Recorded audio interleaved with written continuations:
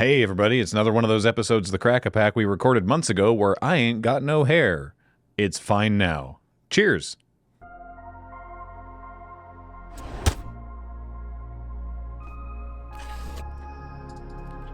Greetings, you boggart brutes. I hope you're doing well. My name is Graham, and welcome to the Crack-A-Pack here on LRRMTG. Please consider subscribing to the channel. Today, we are opening this booster of Core Set 2019. The 2019th Core Set. I may be off by a couple years there. This was given to us by Jack and Maggie Lind, and we thank you for it.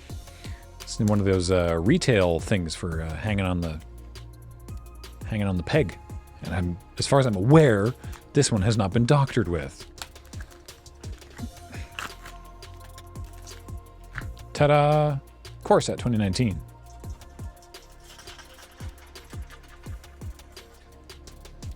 First up, sure, Strike.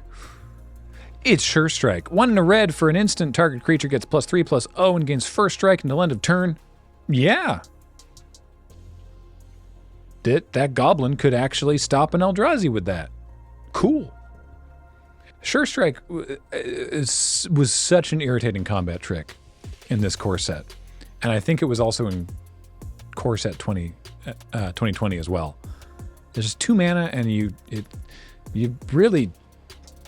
was removal, basically. Unlike this other combat trick, which was fine. Mighty Leap, 1 and a white. For an instant, target creature gets +2/+2 and gains flying until end of turn. Not the most amazing combat trick, but it's fine. Now, this is the deck I always loved to put together in Core Set 2019 draft. It's Epicure of Blood. 4 and a black for a 4/4 vampire. And, 5 mana 4/4 in black is already, fine. It's not amazing, but whenever you gain life, each opponent loses 1 life. So you've got I can't remember the name of it, not Vampire Neonate. That's a different card. It is a 0/3, and you pay 1 or 2, you pay some mana and tap it, and your opponent loses a life and you gain a life. But then because you gain a life, they also lose a life because of this card, and you get multiples of this card. There was a black-white life gain deck that you could just kill your opponent by not attacking. You could just sit there and be like, I keep gaining life. And then the Epicures would be like, and they keep losing it. It's hilarious. At least I thought it was funny. I don't know. I mean, they thought it was funny too. But obviously, a vampire's got to have a pretty weird sense of humor. Been around for so long. Sky Scanner. This is high on my draft picks. This is I'd take this over certain rares in this set. It's a 1/1 flying artifact creature for 3 mana, enters the battlefield, draw a card. It's just good. It's just a good little thing, and sometimes you can kill somebody with it. I suppose that could be said of any of these cards. Salvager of Secrets, 3 blue for a 2/2 Merfolk Wizard. When Salvager of Secrets enters the battlefield, return target instant or sorcery card from your graveyard to your hand. I can't remember what the other half of this was, but you could get locked out of the game with Salvager's Secret. It wasn't like a Time Walk or Time Warp. It wasn't that powerful, but was there sleep in this set? There was something you could do with sack a creature, and then you get back Salvager of Secrets, and then you cast a spell, and then you cast the Salvager, and then you could do some stuff with Salvager of Secrets. I mean, 5 mana for a 2/2 with that ability is there's better ones, but there's worse. Sovereign's Bite is also worse, just because it's not a great card, but it's 1 and a black for a sorcery. Target player loses 3 life, and you gain 3 life. Even in that life gain deck that I mentioned, you didn't want to have to be running a Sovereign's Bite. You would if you were short on playables, but ideally you were not running Sovereign's Bite, even in the deck that ostensibly really wants it. But you know what? Sure, it's fine. Hey, look, it's Boggart Brute. Welcome to the show. 2 and a red for a 3/2 Goblin Warrior with Menace. Menace. When this was originally printed, it was before they sort of codified that, and it was just, it can't be blocked by 2 or more creatures. But hey, it's back now, and it's got Menace, and everything's right with the world. And you know what? This card was just fine. It was a pretty annoying red 3-drop. Go for it. Wall of Mist. 1 and a blue for a 0/5 wall with defender. The seafloor is flecked with the bones of fools who dared sail into the mist. Yeah. That sounds like a bad idea. Don't go into the mist. Anyway, if you're trying to be the kind of deck that wants to do salvage or secret shenanigans, having an 0/5 on turn 2 is a good blocker. Not for Boggart Brute, but for other things. Rabid Bite, because, you know, even green needs removal sometimes. 1 and a green for a sorcery. Target creature you control deals damage to its power to target creature you don't control. Damage to its power. I think I accidentally a word there.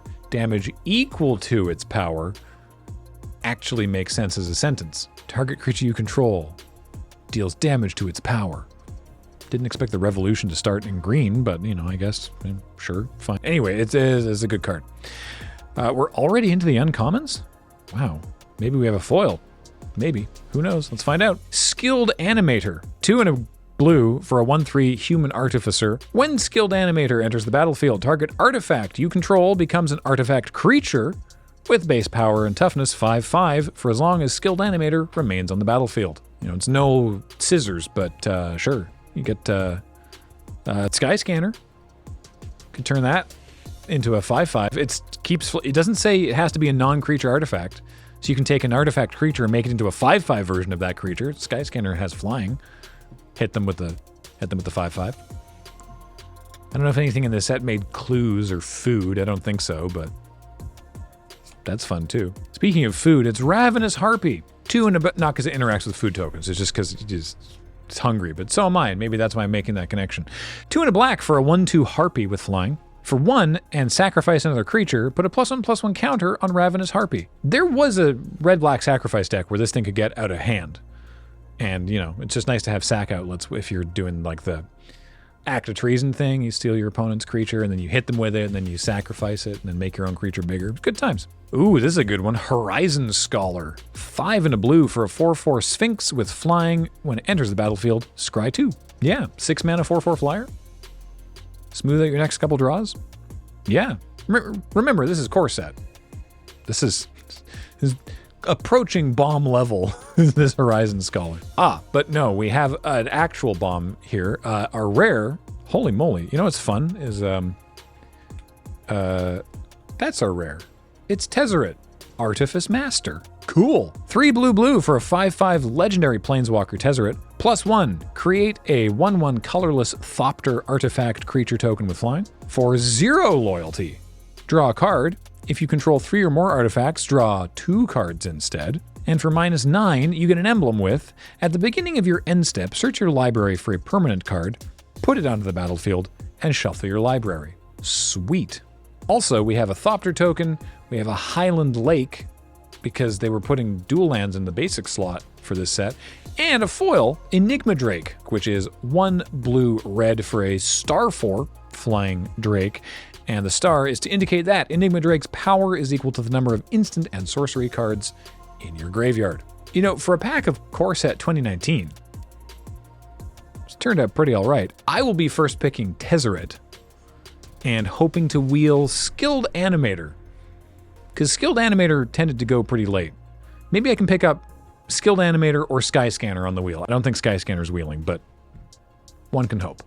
Value-wise, Tezzeret's not necessarily holding his end up because the whole pack is worth the 376. Tezzeret's only 2-something of that. I guess not the most powerful Tezzeret they've printed, but still would take it in draft because, I mean, Planeswalkers just turn the draft into a mini game where your opponent potentially makes bad attacks because they're just desperate to clear the Planeswalker off the board. Also, in this format, Tezzeret was pretty powerful. So, hey, cool. Thanks, Jack and Maggie Lind. Appreciate it. Now we have a Planeswalker. I mean, we have other Planeswalkers, but now we have this Planeswalker, so that's neat. Thank you. And thank you. Also, thank you, Jack and Maggie Lind, but everybody else I'm pointing at. I shouldn't point, it's rude. Thank you, everybody watching. I've been Graham, James is here on tech, Matt edits these, Heather gets them online, but you've all been enjoying the show, or you wouldn't be here at the end, and that's the most important part.